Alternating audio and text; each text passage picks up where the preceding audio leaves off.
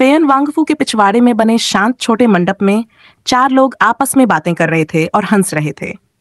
माहौल ऐसा था जैसे 4 पुराने दोस्त जो वर्षों बाद मिले हों, अपने अनुभव साझा कर रहे हों।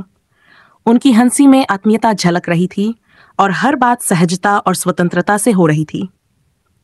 लेकिन तभी, जैसे ही उन्होंने चाय का एक और दौर शुरू किया और सौहार्दपूर्ण ढंग से कप एक दूसरे को सौंपने का विचार किया, एक धीमी और कांपती आवाज ने उनकी धुन तोड़ दी।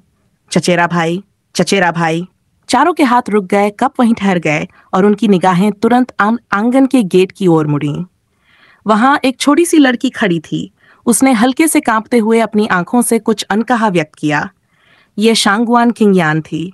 उसके चेहरे पर जटिल भाव थे, खासकर जब उसकी निगाह अपने चाचा शांगुआन फेन वह थोड़ी घबराई हुई लग रही थी। जैसे ही शांगुआन फेन ने उसे देखा, उसकी आंखों में तेज चमक दौड़ी। उन्होंने सहजता से अपनी हंसी को थामा और कहा, ओह, तो ये हमारी मास्टर कजिन हैं। आइए बैठिए।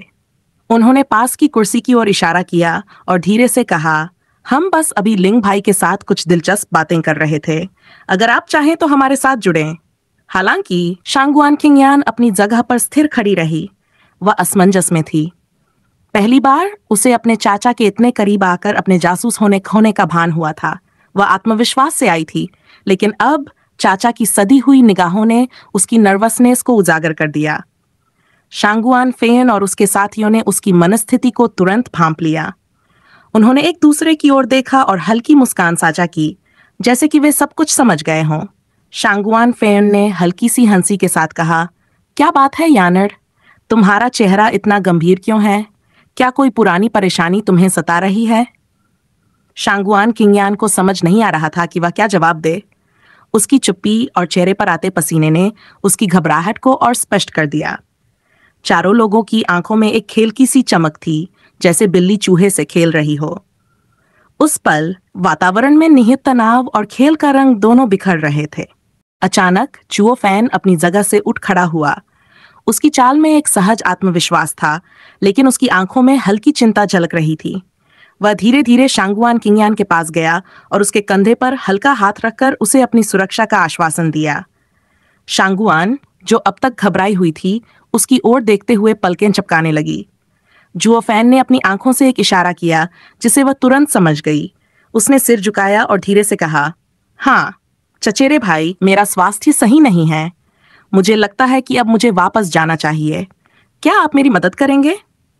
उसकी बात पर सहमति जताते हुए चुओ फैन ने मुस्कुराकर कहा, ओह ठीक है, लेकिन पहले तलवार राजा का टोकन।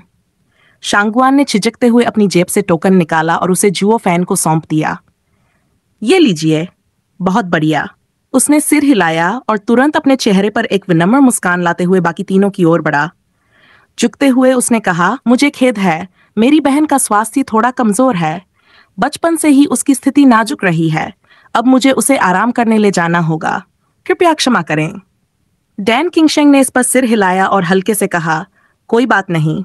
यदि मास्टर गू को कोई जरूरी काम है तो हम आपको नहीं रोकेंगे, लेकिन कृपया उसे जल्द ही ठीक करें। हाँ, धन्यवाद। जुओ फैन ने झुककर विदा ली, लेकिन जैसे ही वह जाने को मुड़ा, शांगुआन फेन ने उसकी ओर देखकर एक लंबी जानकार हंसी छोड़ी। मास्टर गू, यदि आपकी बहन अस्वस्थ है तो क्यों न उसे यहीं वांग महल में इलाज के लिए छोड़ दें। हमारे पास सभी प्रकार की औषधियां और उपचार की सुविधाएं हैं। यह ज्यादा उपयुक्त होगा।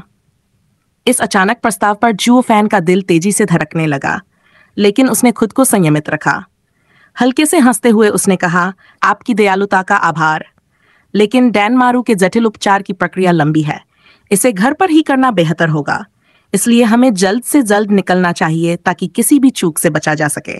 इस पर बेली जिंगवई ने अपनी भौहें सिकोड़ी और मुस्कुराते हुए कहा, तो ठीक है, लेकिन ध्यान रहे, जब भी जरूरत हो वांग महल आपके साथ है।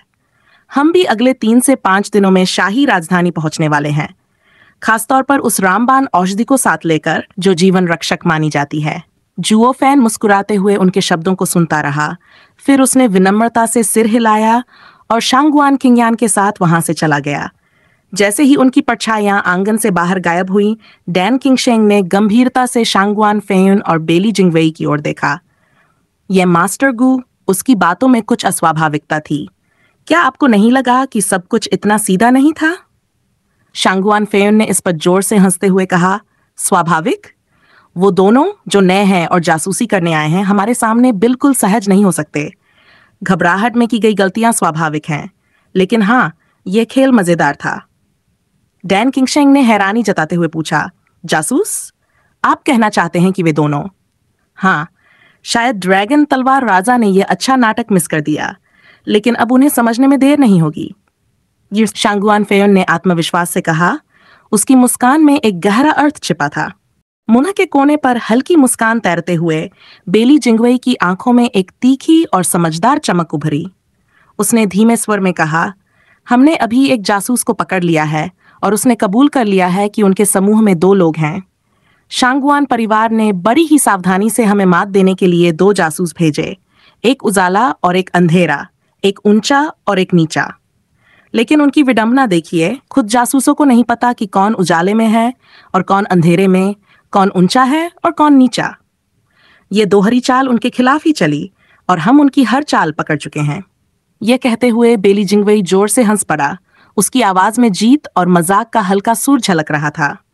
डैन किंगशेंग ने गहरी सांस लेते हुए उसकी बात पर विचार किया। उसकी नजरों में हल्का विस्मय झलकने लगा। उसने धीरे से कहा, यह चालाकी तो हैरान कर देने वाली है, लेकिन फिर आपने उन्हें जाने क्यों दिया? अगर जासूस पकड़े जा चुके थे तो उन्हें रोका क्यों नहीं?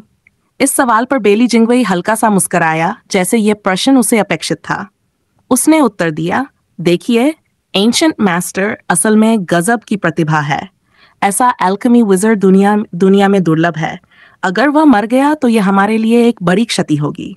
और फिर यह भी पता चला कि वह शांगुआन परिवार के जाल में दुर्भाग्य से फंस गया था। उसके इरादे गलत नहीं थे।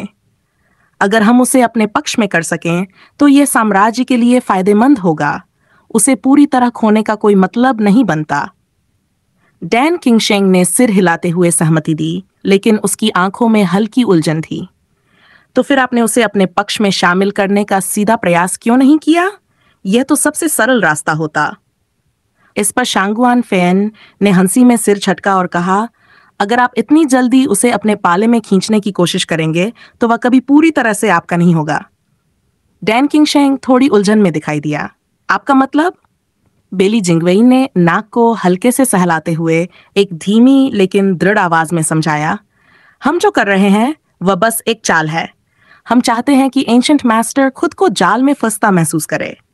इस बार शांगुआन के परिवार को पूरी तरह से घेरने और खत्म करने के लिए हमें किसी ऐसे व्यक्ति की जरूरत थी जो उनके विश्वास को जीत सके, और वह व्यक्ति एंशिएंट मास्टर से बेहतर और कौन हो सकता है? शांगुआन फेयुन ने आगे समझाया, गु यीफान जासूस के रूप में अभी नौसिखिया है। आपने देखा होगा उसने शांत दिखने की पूरी कोशिश की, लेकिन कई गलतियां की। अगर हमने उसे सीधे चुनौती दी होती तो वह शांगुआन परिवार को खबर दे देता, लेकिन अब हम उसे उनके लिए काम करते रहने देंगे।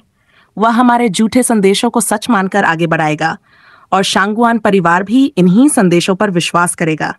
जब सही समय आएगा, शांगुआन परिवार का सफाया कर दिया जाएगा और तब एंशिएंट मास्टर को आसानी से अपने पक्ष में लाया जा सकता है। डैन किंगशेंग ने मुट्ठियां भींचते हुए उत्साह में कहा, गजब, ये योजना तो अभूतपूर्व है। बेली जिंगवेई ने हल्के हंसी के साथ कहा, अरे ये कुछ खास नहीं है, बस एक साधारण रणनीति है।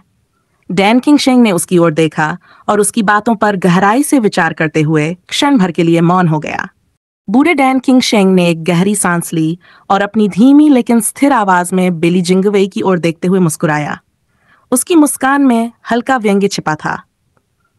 श्री बेली, आप साम्राज्य के प्रधानमंत्री, रणनीतियों और चतुराई के प्रतीक हैं, लेकिन मुझे डर है कि इस बार आप खुद अपने ही जाल में फंस सकते हैं।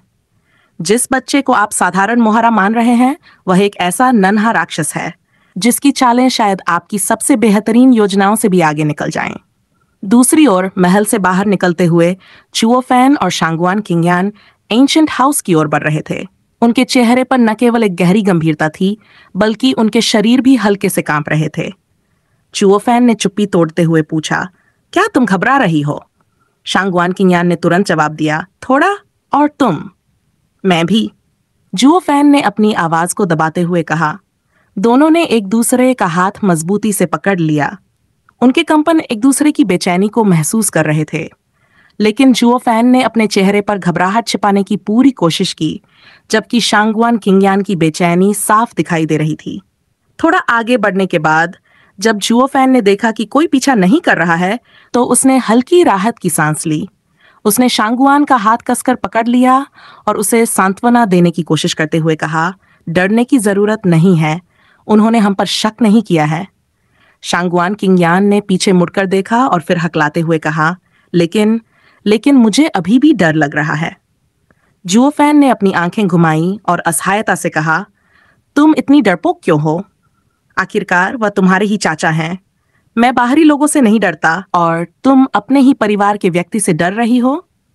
हालांकि शांगुआन किंगयान की भयभीत आंखें जुओ फैन को असमंजस में डाल रही थीं। उसने राहत देने के इरादे से उसे अपनी बाहों में खींच लिया। अपने चौड़े कंधों के साथ उसने उसे सुरक्षित महसूस कराया और उसकी पीठ पर हल्के से थपथपाया। देखो, अब बेहतर लग रहा है ना? हमें वापस जाना होगा और अगर तुम इस तरह डरी हुई दिखोगी तो तुम्हारे चाचा तुम्हें भविष्य में कोई भी जिम्मेदारी नहीं देंगे।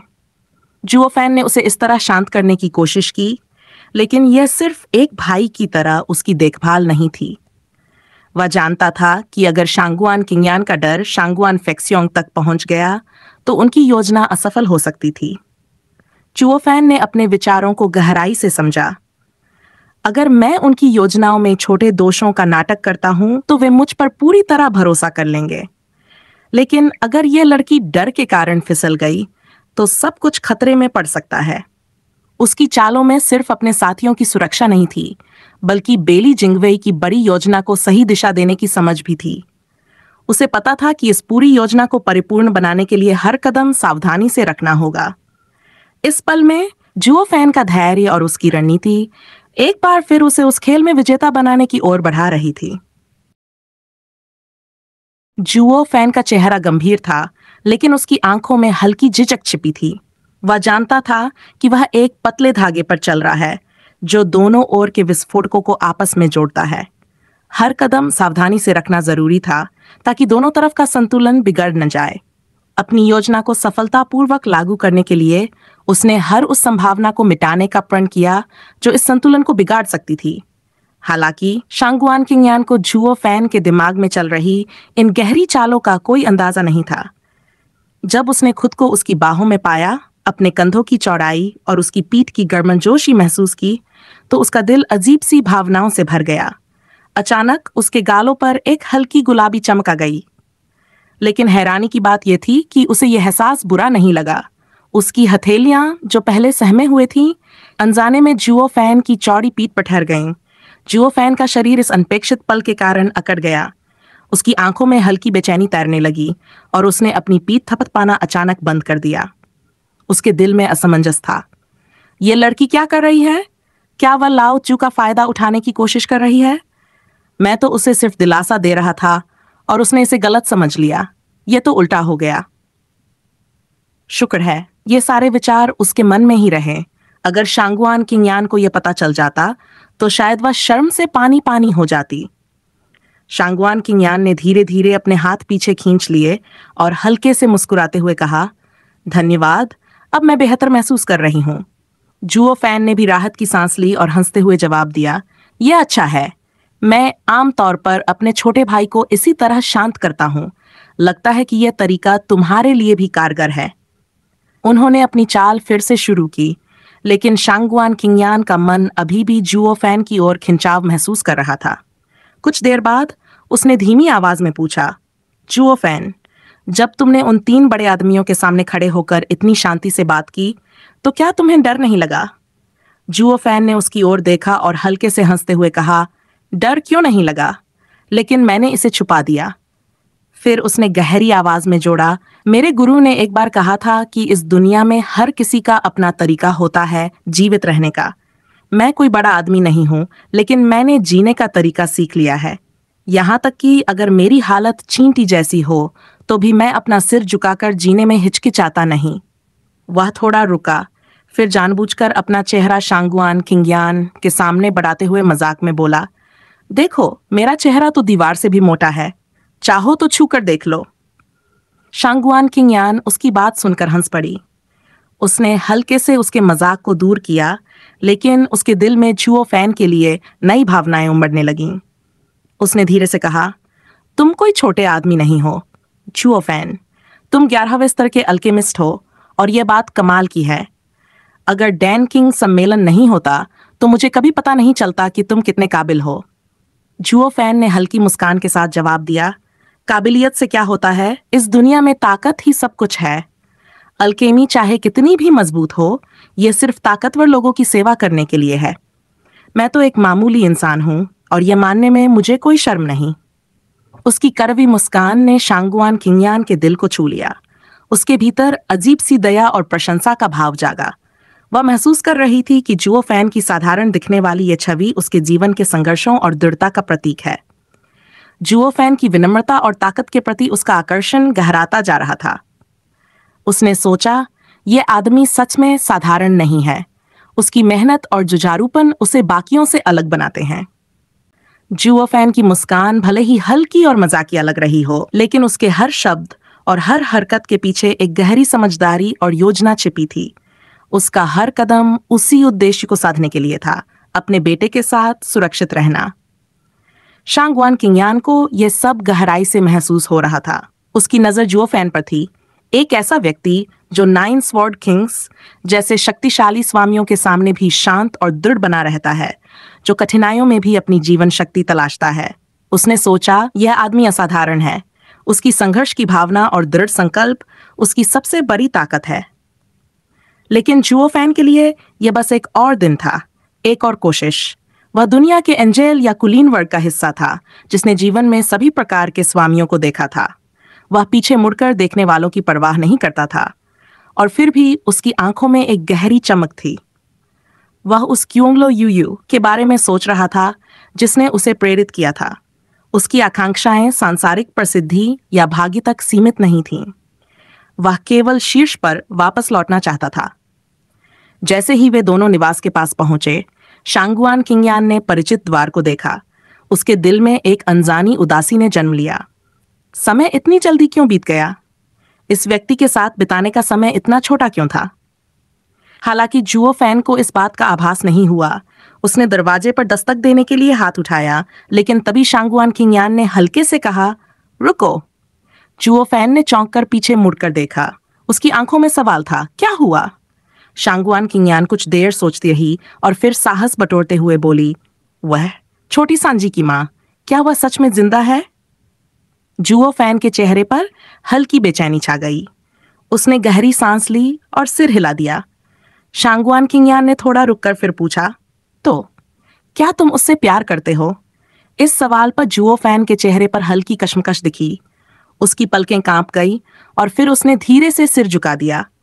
शांगुआन किंगयान ने होंठ काटते हुए नजरें झुका ली और बिना कुछ कहे दरवाजे पर दस्तक देने चली गई। जुओ फैन वहीं खड़ा रह गया, स्तब्ध और असमंजस में। उसने सोचा, ये लड़की मुझसे ये सब क्यों पूछ रही थी? लेकिन इससे पहले कि वह और कुछ सोच पाता, दरवाजा खुला। जब अंदर गए तो शांगुआन परिवार के सदस्यों ने उसका गर्मजोशी से स्वागत किया। तालियां गूंजने लगीं। शांगुआन फेक्सियोंग ने आगे बढ़कर कहा, यिफान, तुमने हमारा सिर गर्व से ऊंचा कर दिया। तुम हमारे परिवार के नायक हो।